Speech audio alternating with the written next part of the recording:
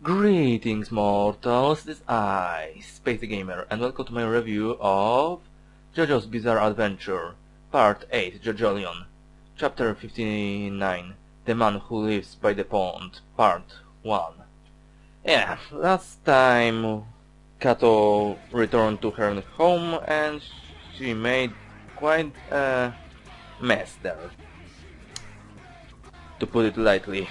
And we find out that she killed someone. We aren't told who, but we'll find out eventually, I hope. Solve all the... Please, Araki, just give us all of the answers. We really want to know them.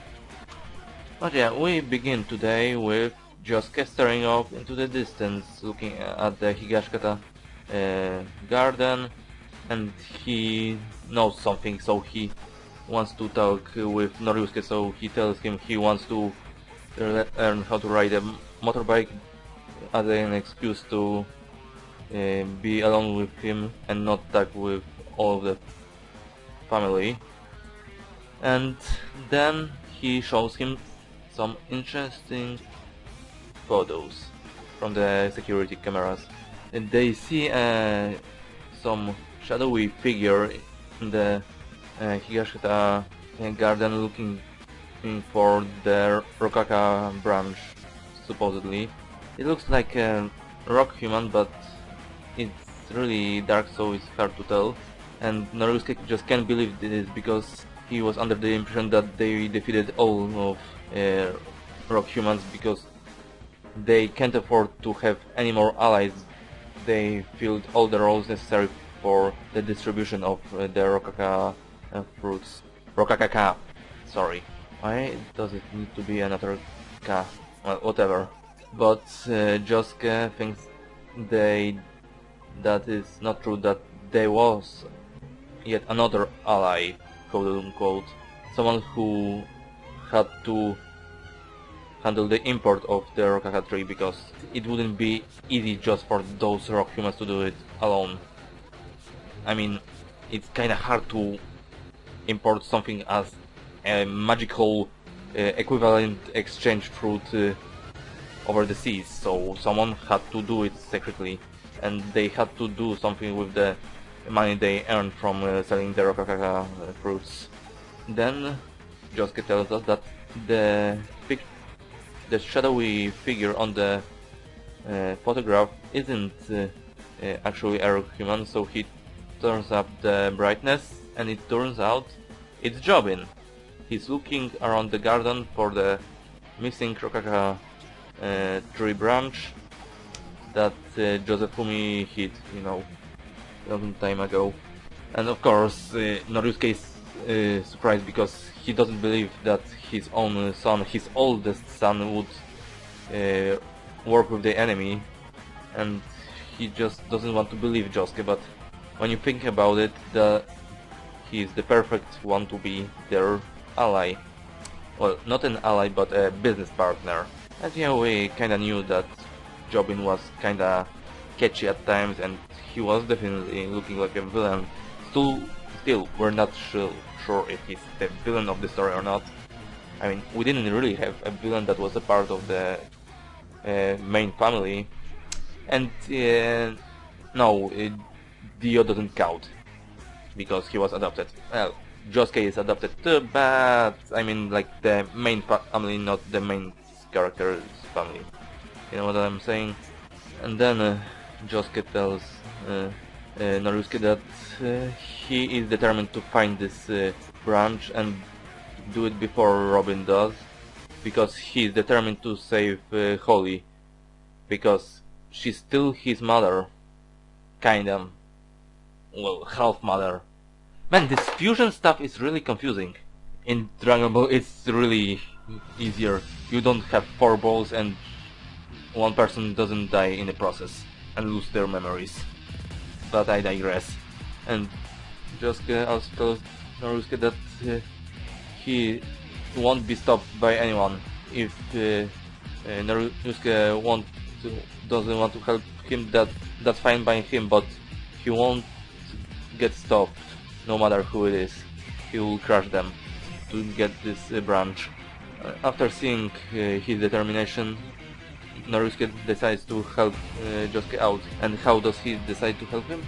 He tells him about a man that works for the Higashikata fruit parlor called Plant Appraiser.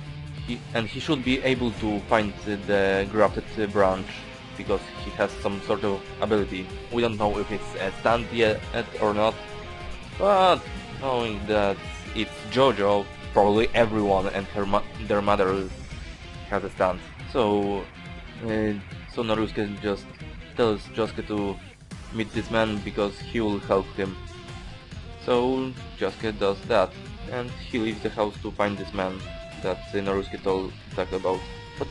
And then Narusuke notices Kato in the garden, in a bikini, just laying there like it's nobody's business, drinking some champagne or whatever that is. It's hard to tell because it's a manga and you don't have colors, well, obviously. And Narusuke is obviously pissed that she's still in the house and doing whatever the hell she wants, so he tells her he won't be easy on her just because they were married a long time ago. And then Kato decides to call her son, Jobin. Of course, she figured out that Narusuke is up to something and that he's lying to her about something because he has a certain tick to pull and fiddle with the subtle of his chin. Apparently he does that whenever he lies, you know? Now we have to go back all these 58 chapters to see when Narusuke is lying to us. We'll have a lot of answers, but honestly I don't think he's lying about a lot. I think we can trust Narusuke. He isn't a bad guy, no? He's not like Pucci, who was a priest and turned out to be a giant asshole. But yeah, Kato tells Jobin that Narusuke and Josuke are up to something and tells him to be careful. So what does Jobin? He goes to a pond to feed some frogs with fried chicken. I don't know how that works, but yeah. He makes some weird noises and then some kind of zombie comes from behind him without legs and arms. And it's apparently some ancient rock human, because he tells this thing that the others wasn't able to live as long as him, so from that we can deduce that it's a really ancient rock human who probably understand, because all rock humans can stuff, or almost, like 80%. So, did I get that right? I don't remember right. It doesn't really matter. Okay, then we cut back to Josuke, and he's looking for the man that Narusuke recommended, and then some kid gives him a letter on the street, and apparently people are saying that this kid looks like Emporia, but honestly, I don't know, he doesn't look like Emporio to me, and that would be weird, because we know that Emporio is in some new universe, and we haven't seen him ever since the end of part 6, so just giving us an Emporio lookalike would be weird, even by Araki's standards. So yeah, the kid gives him the letter and then leaves, but Josuke is surprised because somebody knows him, because nobody should know him, because he didn't exist until a few months back, or even less. Then he sees that in the letter there's some kind of a tooth, so he's obviously scared and looks around and suspects that there's some enemy near. Is it the work of an enemy stand? We don't know. But suddenly the kid that walked away turns back and goes back to Josuke, and that's our cliffhanger. And next month we'll have no JoJo because hiatus. Oh yay! Consistency. Well, that sucks, but I'll hope we'll get another chapter in December. Yeah, this chapter was rather good. The story is progressing somewhere. We're about to find that branch, and we'll probably soon have our final arc and a fight against the last villain, which will probably be Jobin or Kato, but we'll have to wait a little until then.